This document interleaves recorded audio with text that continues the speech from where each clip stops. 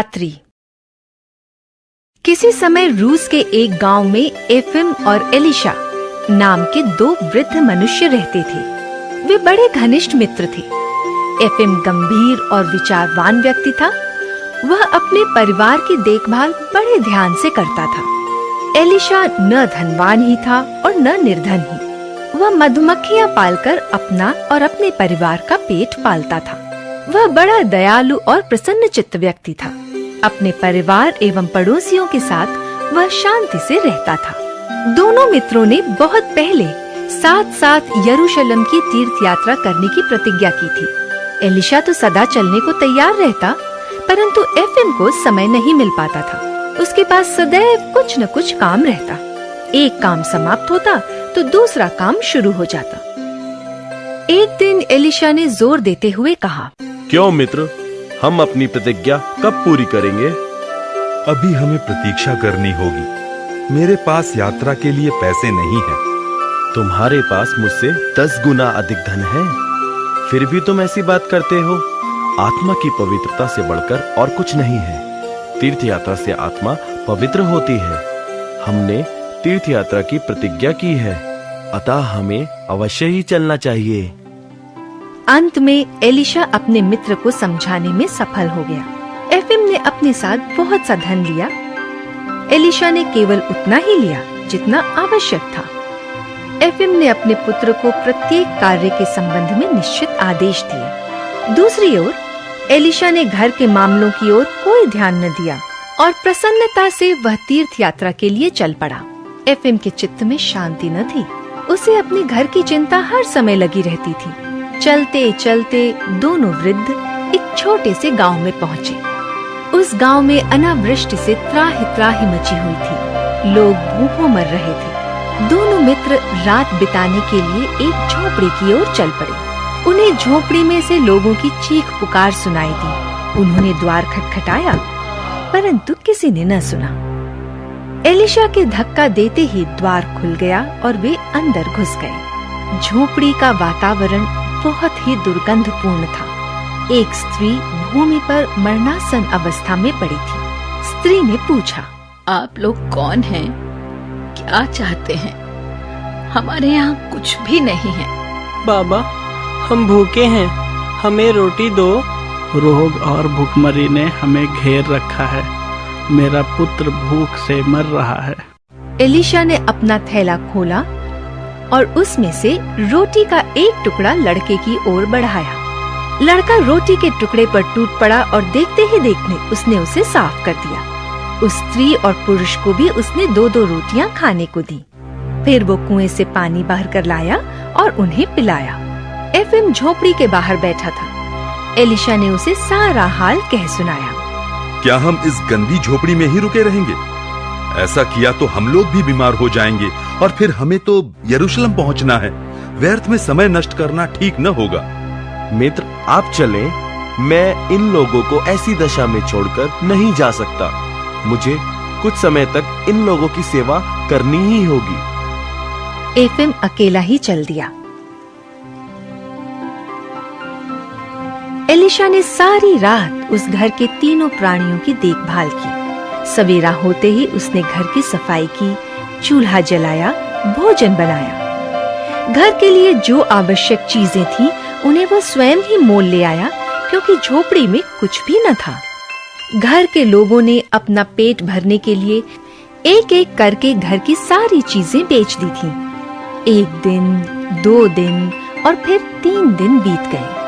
उसे समझ में नहीं आता था कि क्या करे। एक ओर वह सोचता था कि मुझे जाना चाहिए, और दूसरी ओर उन लोगों की दशा देखकर उसका हृदय भर आता था। धीरे धीरे उसकी सेवा से उन तीनों प्राणियों में शक्ति आ रही थी। अतः एलिशा उन लोगों के साथ ही रुक गया। उसने उन लोगों के दूध के लिए एक गाय और उनका खेत जोतने के लिए एक घोड़ा खरीदा। साथ ही अगली फसल तक के लिए उनके लिए अनाज खरीद कर रख दिया।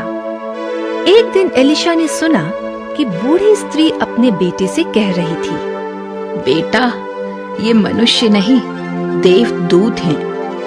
ऐसे भले मनुष्य संसार में अधिक नहीं है। एलिशा ने जब अपनी प्रशंसा के ये शब्द सुने तो उसने सोचा कि मुझे यहाँ से चल देना चाहिए। घर के लोगों के लिए मैंने अगली फसल तक के लिए प्रबंध कर ही दिया है। अगले दिन जब घर के लोग गहरी नींद में पड़े सो रहे थे, वह चुपचाप चल पड़ा। उसके रुपए समाप्त हो चुके थे, अतः उसने यरूशलेम जाने का विचार छोड़ दिया और घर की ओर चल पड़ा। घर पहुंचने पर उसके परिवार के लोग बड़े प्रसन्न हुए। उन्होंने पूछा, क्या आप यरूशलेम हो आए? एफिम कहाँ है?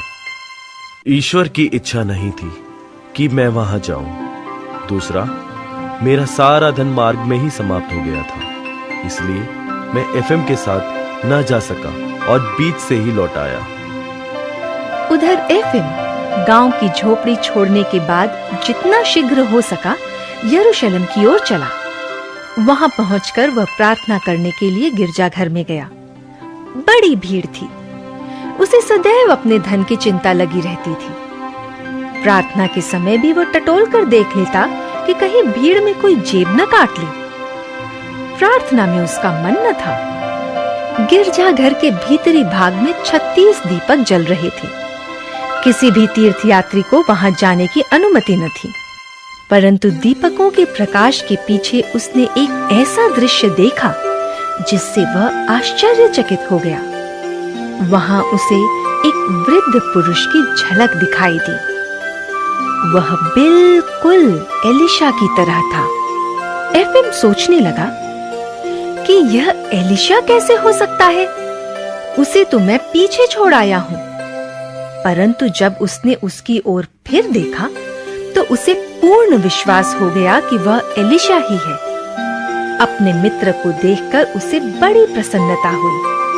वह सोचने लगा कि एलिशा बड़ा भाग्यशाली है। उसके मन में आया कि अगले दिन मैं भी अपने मित्र की सहायता से गिरजाघर के भीतरी भाग में पहुंच सकूंगा। एफिम बराबर एलिशा की ओर देखता रहा। जब प्रार्थना समाप्त हुई तो भीड़ इधर उधर बढ़ने लगी। एफिम को भीड़ में फिर डर लगने लगा कि कहीं कोई उसकी जेब न काट ले। जेब को हाथ से दबाए हुए उसने भीड़ में आगे बढ़ना आरंभ किया, परंतु बाहर आने पर उसे एलिशा कहीं भी न दिखाई दिया। अगले दिन एफिम गिरजाघर में गया। उसने गिरजाघर के भीतरी भाग में दीपकों के पास अपने मित्र एलिशा को पादरी की तरह हाथ फैलाए खड़े देखा, परंतु प्रार्थना समाप्त होने के बाद वह उस दिन भी अपने मित्र को न पा सका। तीसरे दिन भी यही बात हुई। एफिम यरूशलेम में 3 सप्ताह रहा। वह प्रतिदिन गिरजाघर में जाता और वहां अपने मित्र को विशेष स्थान पर गंभीर मुद्रा में खड़ा देखता, परंतु इसके बाद उसका कहीं पता न लगता। अब एफिम अपने घर की ओर चला।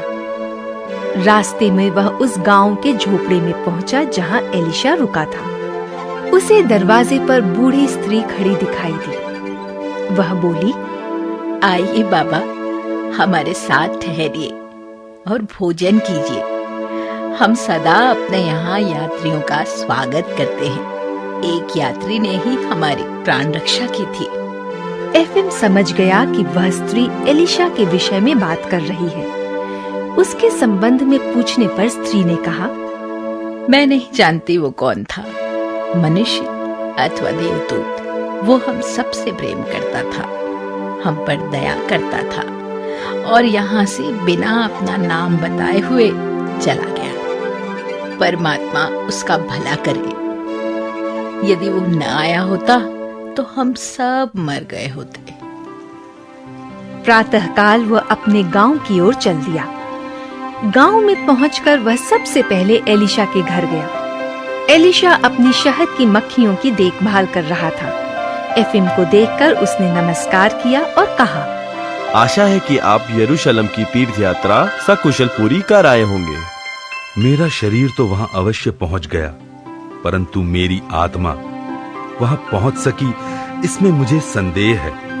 मुझे पूर्ण विश्वास है कि तुम्हारी आत्मा वहां अवश्य पहुंच गई। मैंने तुमको साक्षात गिरजाघर के भीतरी भाग में दीपमाला के पीछे खड़े देखा था। तुम ही सच्चे तीर्थयात्री और ईश्वर के प्रिय हो। मैं समझ गया हूं कि मानव सेवा ही सच्ची ईश्वर सेवा है और दीन दुखियों की सहायता ही सच्ची तीर्थ यात्रा है।